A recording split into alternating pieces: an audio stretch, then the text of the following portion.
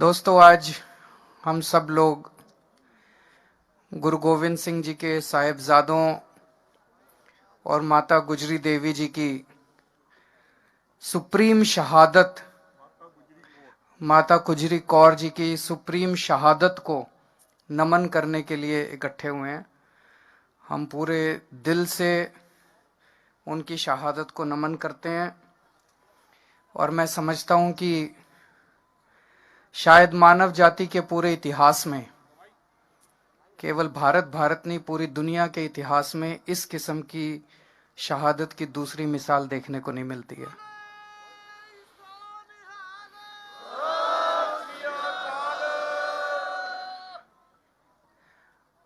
आज हमारे देश के किसान दिल्ली के बॉर्डर पे यहां पे आए हुए हैं। देश का किसान आज बहुत दुखी है। देश के किसान पे मुसीबत आई हुई है। इस टाइम हम लोगों को भी कितनी सर्दी लग रही है। एक जैकेट पहन रखी है, एक स्वेटर पहन रखा है, अंदर इनर पहन रखा है, मफलर पहन रखा है। आप सोचो, रात को जब इतनी ठंड हो जाती है, खुले आसमान के नीचे सड़क के ऊपर हमारे किसान भाई, माताएं, बच्चे पिछले 32 दिनों से सोने को मजबूर हैं। आखिर क्यों? सोच सोच के भी दिल कांप उठता है। 40 से ज्यादा लोगों की शहादत हो चुकी है यहां पे। आज इस मंच के जरिए, इतने पवित्र स्थान पे, इतने पवित्र मौके पे मैं हाथ जोड़ के केंद्र सरकार से अपील करता हूं।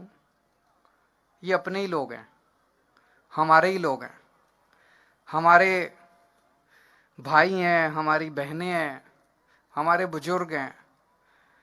ये अपने ही देश के लोग हैं। इनकी बातें सुन के, इनकी मांगें पूरी करके वो तीनों कानून वापस ले लो और इन लोगों के संघर्ष को यहीं खत्म करो। अब और कितनी शहादत लेना चाहते हो आप? पता नहीं किस किस तरह की बातें की जा रही हैं। तरह तरह से ये सभी सरकारों का एक तरह से हथियार होता है। मेरे को याद है, जब अन्ना आंदोलन में हम लोग बैठा करते थे, हमें भी बदनाम किया जाता था।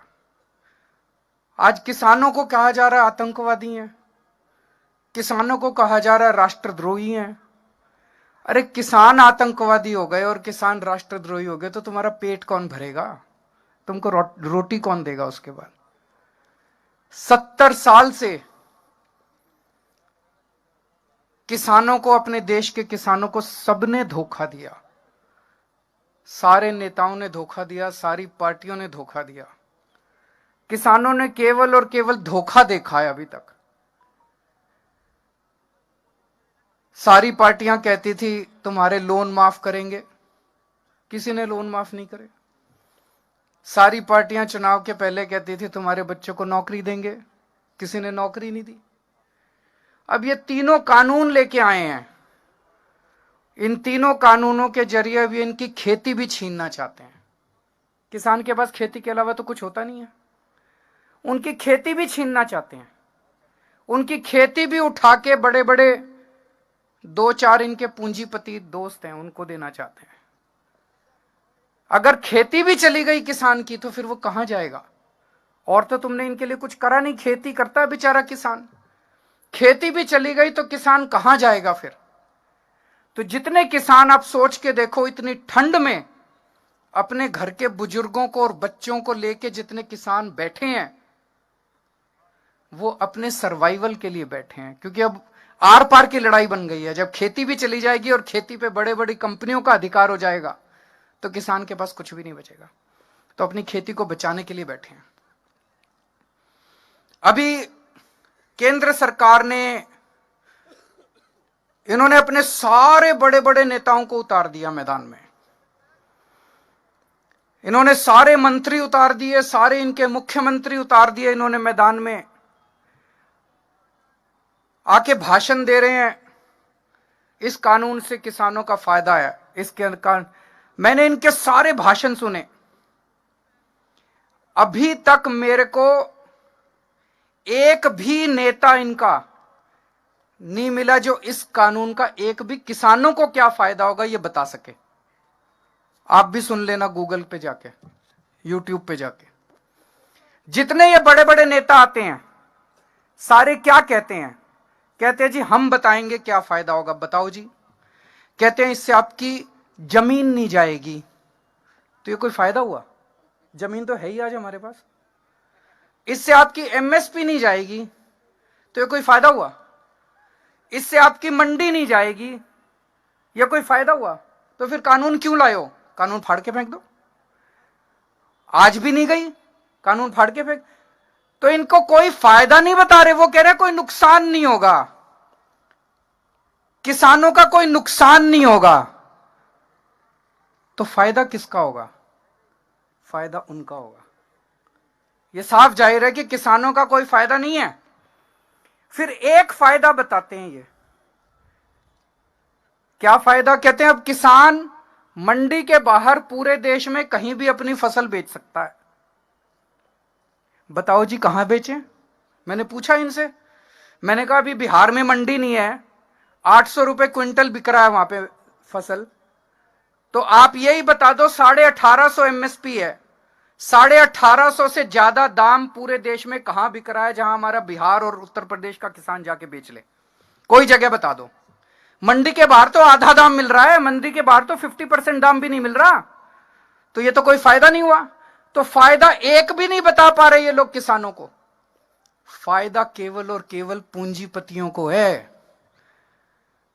केवल तो आज पूरा देश दो भागों में बटा हुआ है। एक वो लोग हैं, कुछ लोग हैं जो उन पूंजीपतियों को फायदा पहुंचाना चाहते हैं करोड़ों किसानों का नुकसान करके।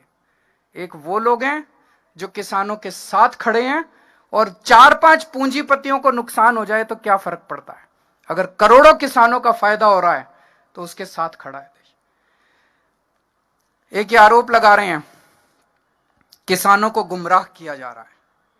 मैं आज यहां से चैलेंज करता हूं, मैं चैलेंज करता हूं केंद्र सरकार अपने सबसे बड़े, जिसको भी इसका पता है वो आ जाए और हमारे किसानों के नेता आ जाएं और पब्लिक में डिबेट कर लें दोनों को, किसको ज्यादा जानकारी है। कहते हैं किसानों को जानकारी नहीं है, किसान बता देंगे।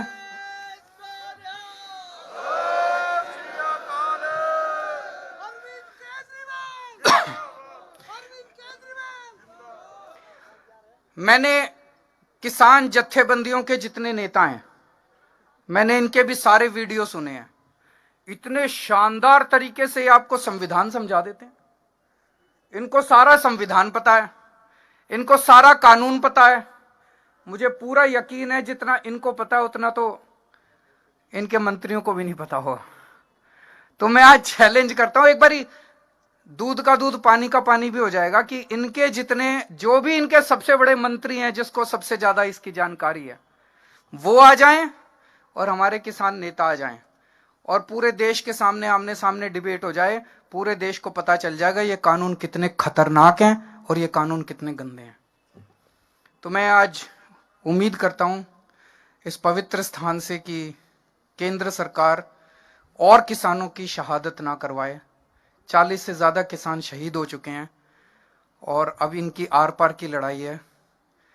जल्दी से जल्दी केंद्र सरकार इन तीनों कानूनों को वापस ले, एमएसपी की गारंटी दे, उसके लिए कानून लेके आए और अब किसानों का संघर्ष खत्म करवाए। बहुत बहुत शुक्रिया।